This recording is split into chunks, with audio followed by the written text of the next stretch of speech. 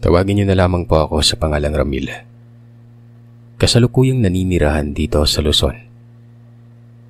Ang kwentong ibabahagi ko, nangyari noong nasa 12 taong gulang pa lamang ako sa bulubunduking bahagi ng San Dionisio sa Iloilo.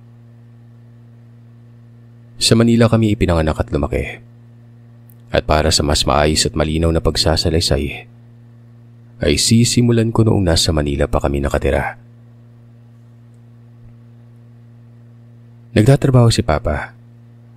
Maayos ang trabaho niya noon sa kumpanya ng gatas. Maganda ang sahod, kung kaya't hindi nagtatrabaho si Mama. Natutustusan ni Papa ang aming pangangailangan. Pero nagbago ang lahat nang nagkasakit si Papa noon. Nung una ay akala namin na pasma lamang sa kanyang trabaho. Minsan kasi pagkagaling niya sa trabaho ay siya pang gumagawa sa bahay, lalo ng paglalaba at pagluluto. Nung una ay 1 linggo lamang na hindi nakapasok si Papa. Okay pa yon dahil sa may ipon naman siya.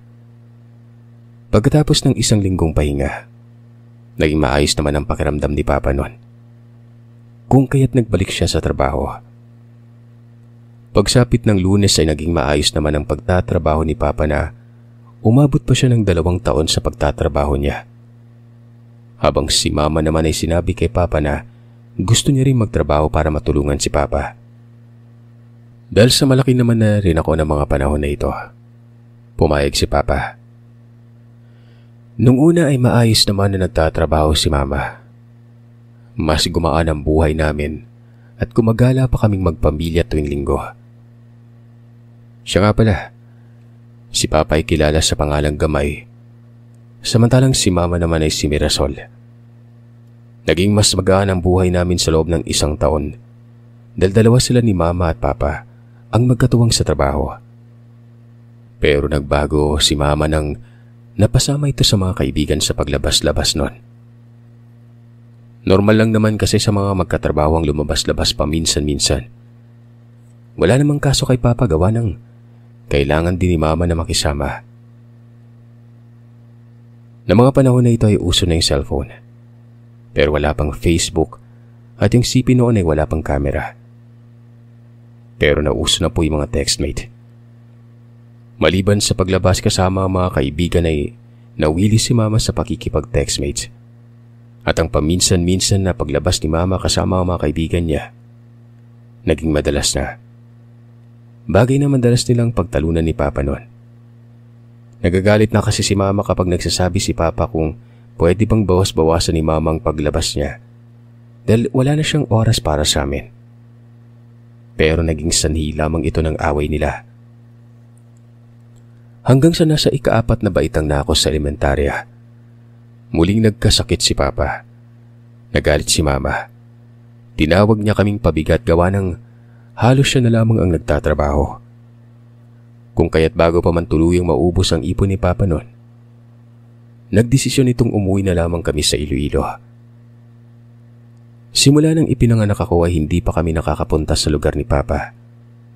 Kung kaya't excited na ako makita at makilala ang lolo at lola ko noon. Maging ang mga pinsan ko na anak ng mga kapatid ni Papa. Si Mama ay hindi sumama sa amin. Ang katwiran niya ay walang naghahanap buhay at magpapadala sa amin ng pera kapag pati siya ay huminto sa trabaho. Malungkot man sa mga naging desisyon ni Mama, ay wala naman akong nagawa kundi sumang-ayon na lamang. Maging si Papa gusto sana niyang sumama si Mama sa amin kahit maikling sandali lang. Kaso ayaw ni Mama kaya kaming dalawa na lamang ang umuwi ng Iloilo noon. Paglapag ng eroplano sa Iloilo, ganun na lamang ang tuwa ko. Sa wakas ay makilala at makakasama ko na ang Lolo Felicito at Lola Rueda. Nakita ko ang mga larawan nila noon kasama si Papa. Pero dahil sa mahigit 10 taon nang hindi nakauwi si Papa sigurado akong nag-iba na ang itsura nila noon. Pagkuha namin ni Papa ng bagahe ay kaagad na kaming lumabas sa airport.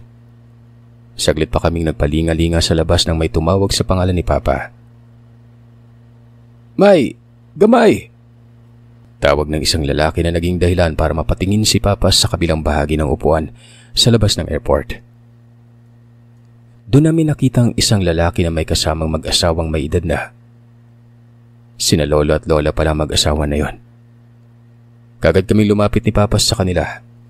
Yumakap ang mag-asawa kay Papa, habang ako naman ay lumapit at nagmano na kina lolo at lola. Binuhat ako ni lolo habang sinasabi na kamukhang kumukha ko ang papa ko nung kabataan pa niya. Habang si lola naman ay kaagad akong niyakap habang naiiyak nun. Sinabi nila kay Papa na kung hindi pa siya nagkakasakit at nagkaroon ng problema sa asawa, hindi pa niya naisipang umuwi. Napatingin ako kay Papa dahil hindi ko alam na noong mga panahon na yon, nagkakaproblema na pala siya kay Mama. Kumbaga, wala pa akong ka-idea. Kahit kasi palagi silang nagtatalo ni minsan, hindi ko narinig na nagtataas siya ng boses noon. Si Mama yung narinig ko na agresibo at galit kapag kinakausap ni Papa sa mga pinagagagawa niya. Naman, pagod pa itong mag-ama.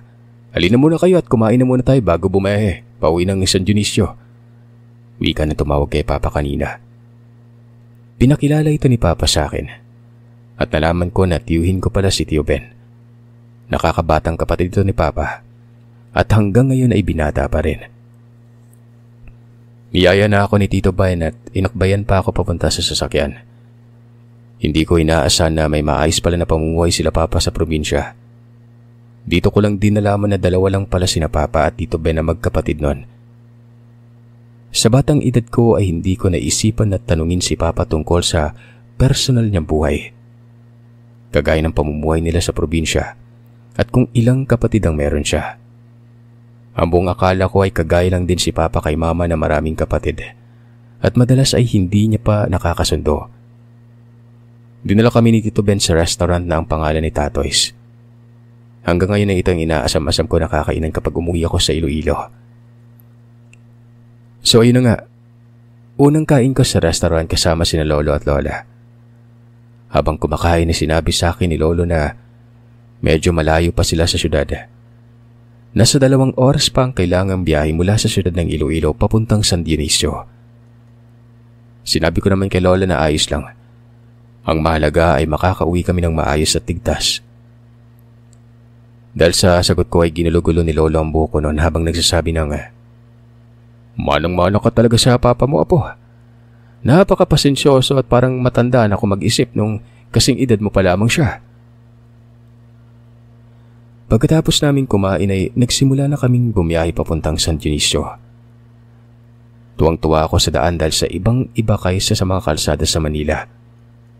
Walang bumper-to-bumper na traffic. Presko ang hangin na nalalanghap ko nang binuksan ko ang bintana noon. May kakahuyan, mga palayan ang aking nakikita. Tuwang-tuwa din ako dahil sa tanaw ko ang dagat papunta sa lugar kung saan nakatira sila Papa. Medyo bulubundukin lang ng konting aming dinaanan papunta sa mismong lupain nila Papa. Pagdating sa bayan ng San Dionisio, huminto pa kami sa palengke para bumili si Papa ng iihawing isda sa hapunan. Binilan din ako ni Lolo ng paborito kong hipon. Tuwang-tuwa pa ako dahil sa malalaki ang hipon na kanyang nabili.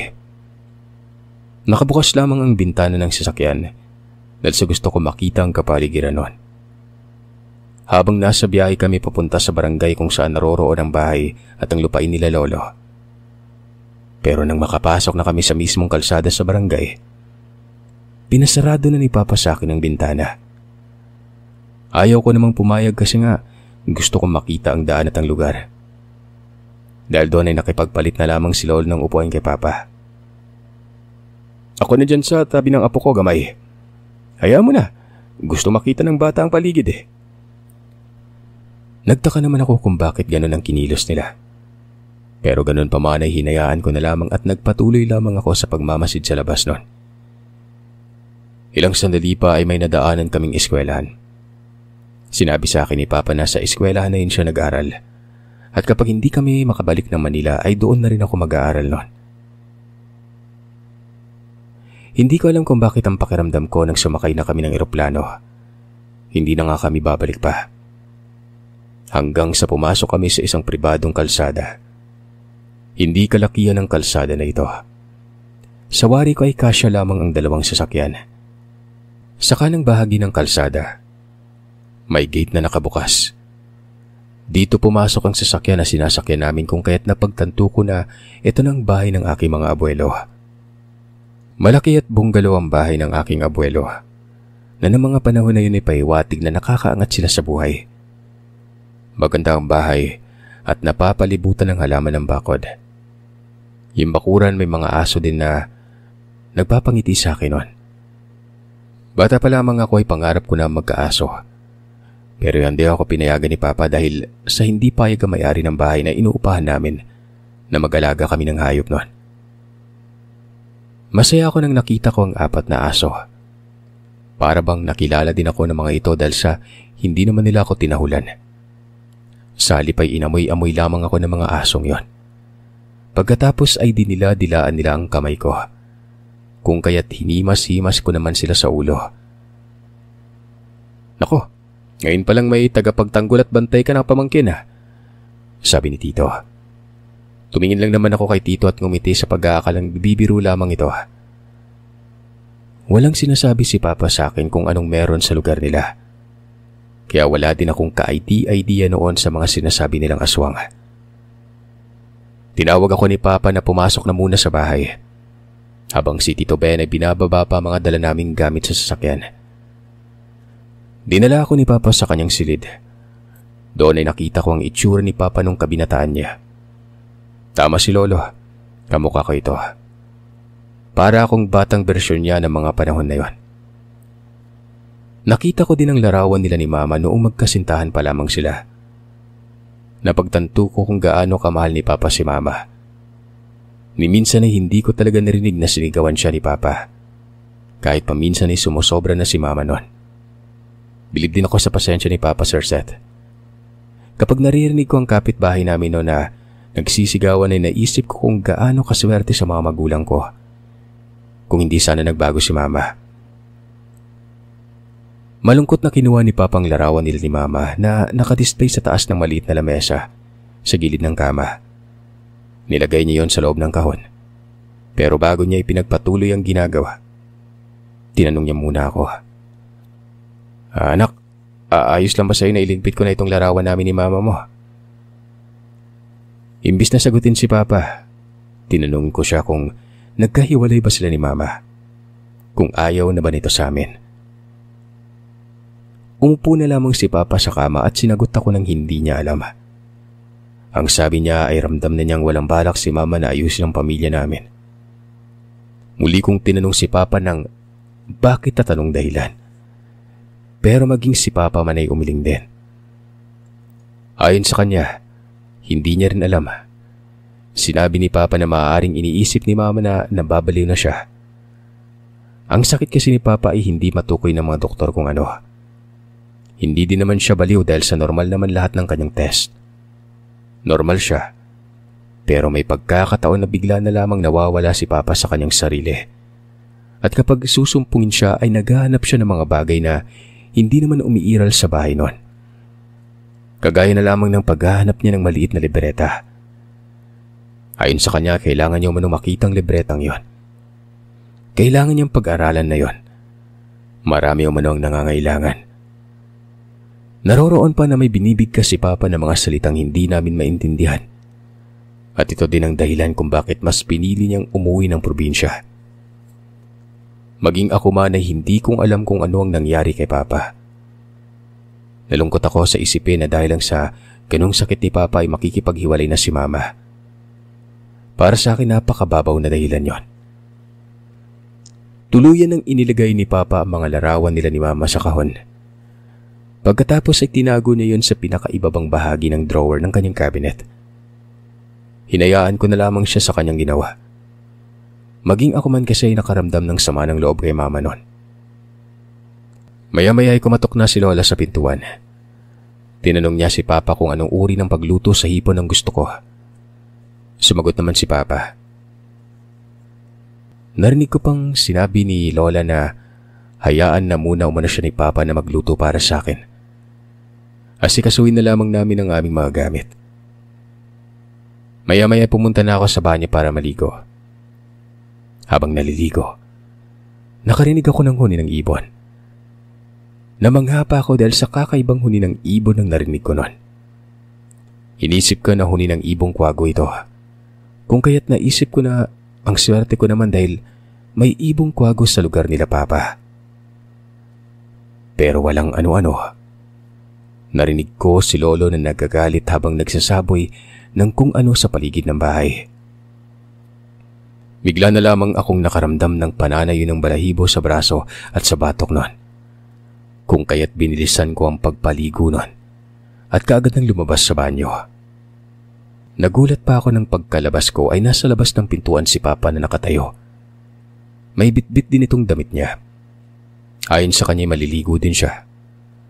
Tumango naman ako at pumunta na sa kwarto saglit para isampay ang tuwalya na ginamit ko noon. Sabay-sabay kaming naghapunan ng gabing yon.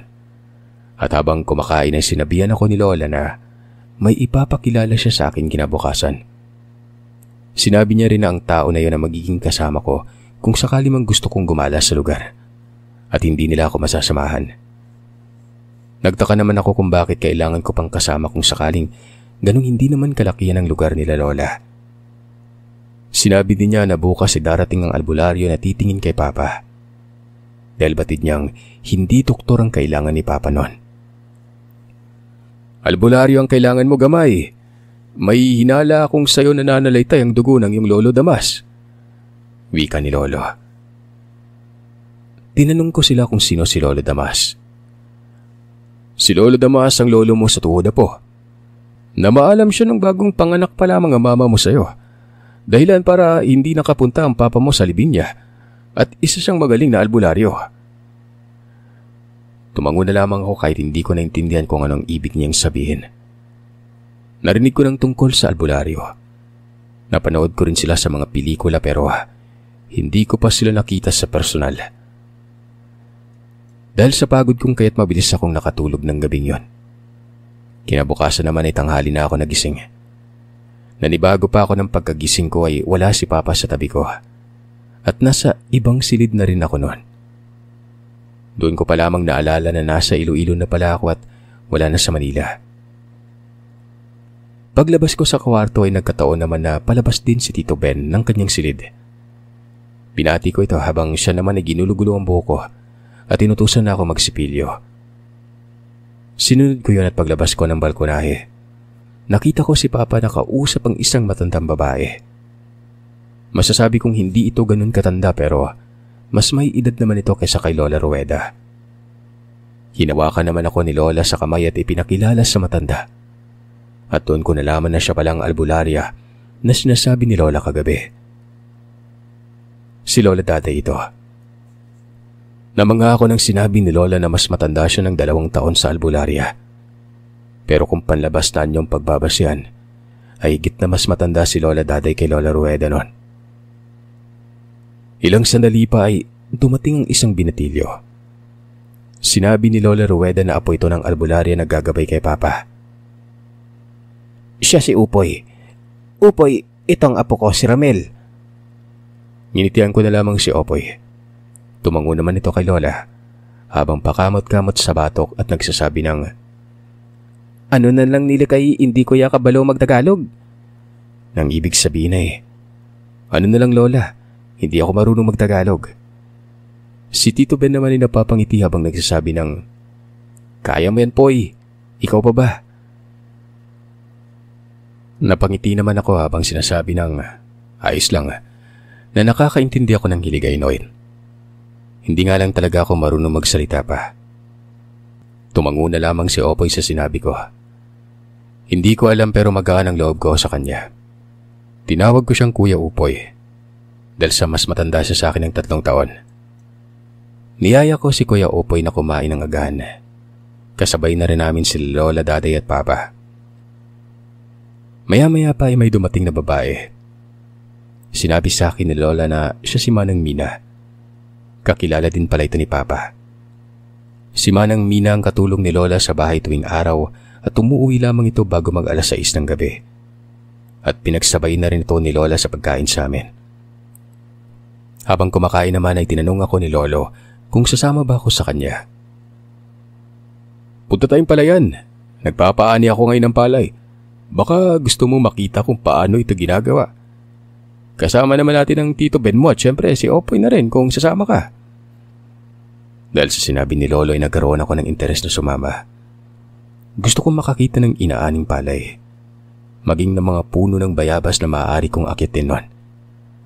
Hindi ko pa naranasan ang umakyat sa puno kahit minsan. Binilisan ko ng pagkain dahil sa takot kong baka mahuli ako at baka iwanan pa ako ni Lolo.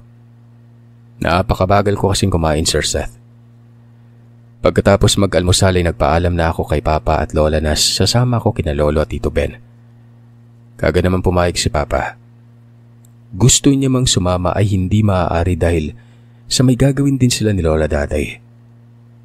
Kung ano man yun ay hindi ko na tinanong pa. Sinabi sa akin ni Tio na sa multicab kami sasakay. Papasakay na sana niya ako sa unahan pero mas gusto kong kasama si Kuya Opoy sa likod ng multicab kung kaya't binigyan na lamang niya ako ng sombrero. Doon ko lang napagtanto na ako ang pinakamaputi sa amin. Yun din siguro ang dahilan kung bakit nakasunod sa akin ng mga tao ng tingin nun. Ang palayan ni Lolo ay naroon sa ibang bahagi ng bundok. Pagdating namin sa lugar, ay kasalukuyang nag-aani ng palay ang mga tao na naroroon. May nakita akong puno ng bayabas na itik sa bunga, kung kaya't niyaya ko si Kuya Opoy na akyatin ang punong yon. Bago kami pumunta sa lugar kung nasa ng puno ng bayabas, ay nagpaalam muna kami kay Lolo at Tito Ben. Pinayagan naman kami ni Lolo kung kaya't hindi na ako nagdalawang isip pa na pumunta sa lugar na yon. Nakasunod naman sa akin si Kuya Opoy. Pagdating sa puno ng bayabas ay saka ko napagtanto na may kataasan palang puno na ito. Pero ayun nga, kasama ko naman si Kuya Opoy. Inalalayan niya ako sa pag-akyat hanggang sa marating ko ang unang sanga. Malaki ang sanga na yon, kung kaya't doon na ako nagpasyang umupo habang inaabot na lamang ang mga hinog na bunga na malapit sa kinaroroonan ko noon. Umakyat din naman si Kuya Opoy at kumuha din ng bunga ng bayabas. Nang walang ano-ano, may nakita akong isang matanda sa unang bahagi ng kakahuyan. Naglalakad ito papalapit sa amin.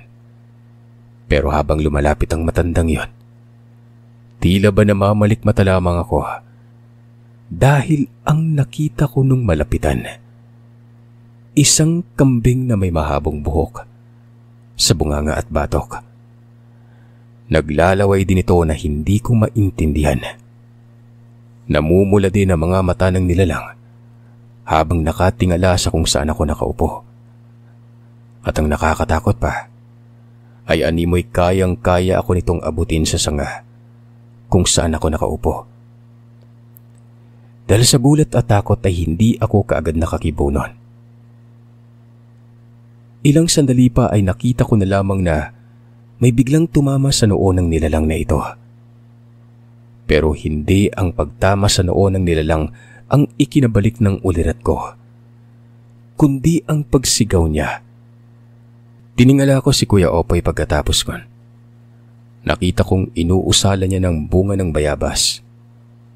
Pagkatapos ay ibinato niyon sa kambing, dahilan para tamaan ng nilalang sa noo. Nakita ko pa kung paano umusok ang noo ng nilalang na ito. Pagkatapos ay mabilis itong tumakbo papasok sa may kakahuyan. Samantalang si Kuya Opoy naman ay sinabihan ako na kailangan na naming bumaba ng bayabas. Sumunod ako sa kanya. Pagkatapos ay tinanong ko siya kung anong uri ng kambing ang nakita namin. Ay naman kay Kuya Opoy, hindi umano basta-bastang kambing ang lumapit kanina. Aswang daw yon. Natakot ako. Hindi ko akalain na yun palang itsura ng isang aswang. At ang mas nakakakilabot pa, umaga ng oras na yon. Ang buong akala ko ay sa gabi lamang lumalabas sa mga aswang. Pero nagulat ako nang hindi naman pala totoo. Naroroon pa rin ang alinlangan ko kung totoo nga ba na aswang ang nakita ko noon. ganun pa man ay hindi ko naman maipaliwanag kung bakit naglalaway at nakakatakot ang itsura nito. Lalong-lalo na yung paghuni niya. Lumapit kami kina lolo at tito. Doon pa lamang ako nakaramdam ng takot na hindi ko alam kung bakit ang lakas ng kabog ng dibdib ko noon. Nagtaka naman si lolo nang nakita niya ako na kinakabahan. Tinanong niya si Kuya Opoy kung anong nangyari. Nagkwento naman si Kuya noon. Nang malaman niyo ni lolo ay kaagad niya na akong inihatid sa bahay kasama si Kuya Opoy. Pagdating sa bahay ay dali-daling nakita ni Lola Daday na para bang namumutla ako.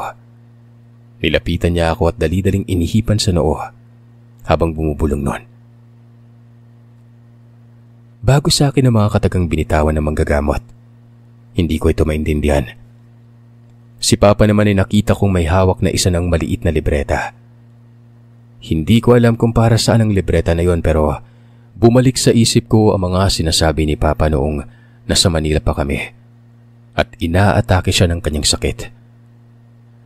Napailing na lamang si Lola Daday nang masuri niya ako.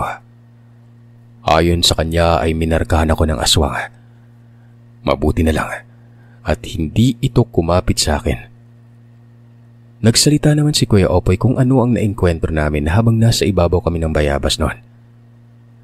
Aba, hindi man lang natakot na ikaw ang kasama ng batang ito? Tanong ni Lola Daday. Sumagot naman si Kuya Opoy na matapang ang nilalang dahil sa wala itong pakialam. Kahit siya pang kasama at kahit na mataas pang sikat ng araw. Dahil sa naggamot ako ni Lola Daday ay wala akong nararamdaman ng gabing yon. Mabilis pa rin akong nakatulog. Kinabukasan ay niyaya ako ni Kuya Opoy na gumala sa lugar at dahil sasabik din ako sa gala kaya sumama ako noon. May dalang maliit na lubid at pamain si Kuya Opoy. Ayon sa kanya ay gamitin namin yon para panghuli ng ibon. Tinanong ko naman siya kung paano gagawin. Sinabi naman niyang panoorin ko na lamang umano siya. May kinuha din siya sa kanyang bulsa. Isinabit niya sa leeg ko ang isang tirador noon. Gamitin ko umano kung sakaling makita kong muli ang kambing. Huwag umano akong matakot na tiradorin sa noo. Natawa naman ako sa kanyang sinabi. Binigyan niya rin ako ng mga bato na siyang gagamitin kong pambala sa tirador. Sa iba't ibang bahagi ng lupain nilagay namin ang panghuli ng ibon noon.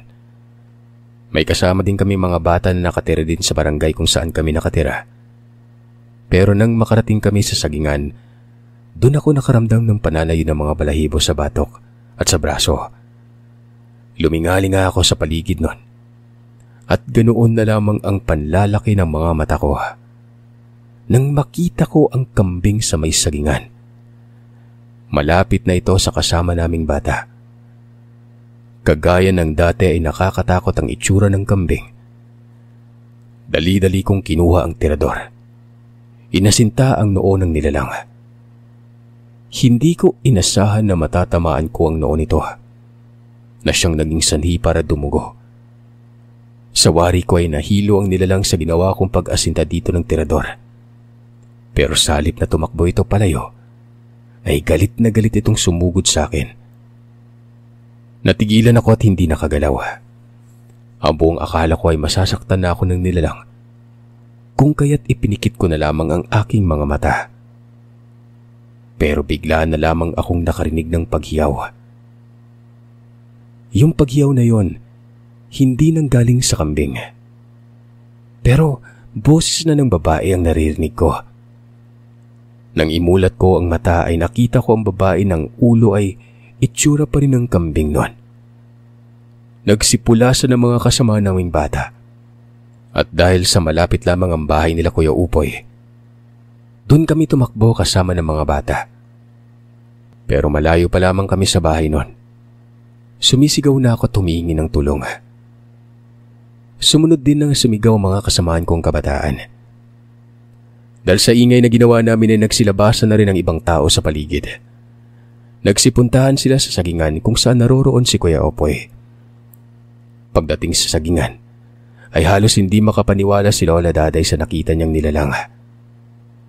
Hubot-hubad na babae ang muka, na halos mukhang kambing na.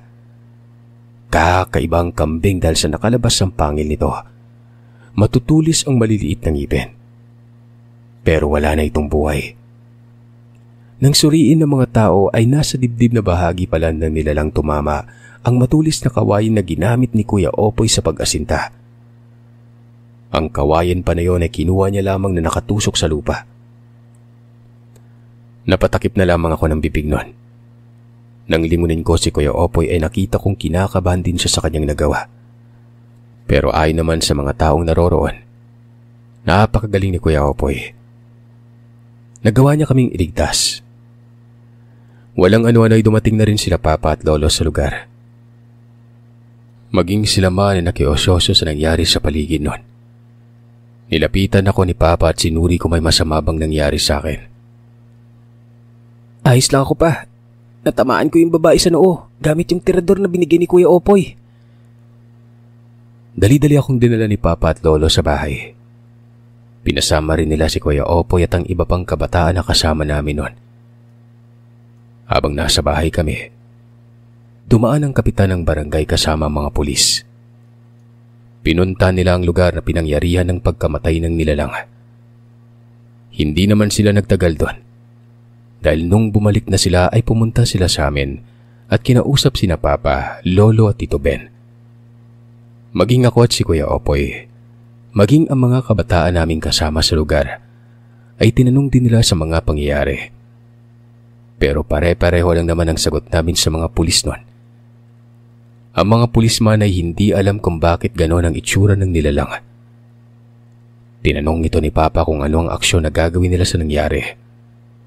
Nagtanong naman ang pulis kay Lolo kung kilala niya ba ang kamag-anak ng namatay na babae. Ayon naman kay Lolo ay unang beses niya lang nakita ang tao na gano'n ang itsura sa lugar namin. Kung kaya't si Kapitan na lamang ang tinanong ng pulis noon. At kagaya ni Lolo, gano'n din ang sirkot ni Kapitan. Napakamot na lamang sa batok ang dalawang pulis na rumisponde.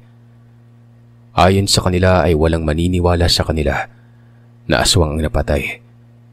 Pero hindi din naman nila masasabi na tao din ang namatay noon. Isa pa'y minor de edad din si Kuya Opoy. Kaya ang nangyari ay sinabihan na lamang kami na mag-ingat. Na huwag basta-bastang pumunta sa kung saan, lalo na ngayon na may hindi magandang nangyari. Tumango na lamang kami at nagpasalamat sa pulis. Hindi na rin nagtagal ang mga ito. Hindi din nila alam kung saan nila dadalhin ang bangkay ng babae. Kung kaya't si Kapitan na ang nagdesisyon na ilibing na lamang ang bangkay na ito. Inilipat nila ang bangkay sa plywood na kasya ang katawan ng tao at nilagay nila sa lugar kung saan nakikita ito ng mga tao noon.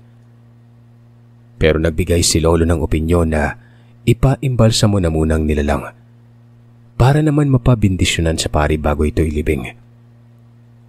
Siya na ang sasagot sa gastos. Total ay wala namang nakakakilala dito. Pero bago pa man yun nangyari, inasalan na muna ng buhay na kataga ni Lola Daday ang katawan ng babae. Pagkatapos ay winisikan niya ng langis na gawa niya. Para sana itaboy ang kung anumang masamang espiritu ang naninirahan sa katawan ng babaeng yon. Pero nagulat kami nang pagguisik ni Lola Daday ng langis sa babae. Umusok ang balat nito. Muli ay nag-usal si Lola Daday ng buhay na kataga at winisikan ang katawan ng babae. Pero muli na lamang umusok ang balat nun. Hanggang sa tuluyan ng nagiging abo ang bawat parte ng katawan ng babae na natatamaan ng langis. Ultimong ang dalawang pulis na nasa lugar ay napatulala sa nangyari sa katawan nito.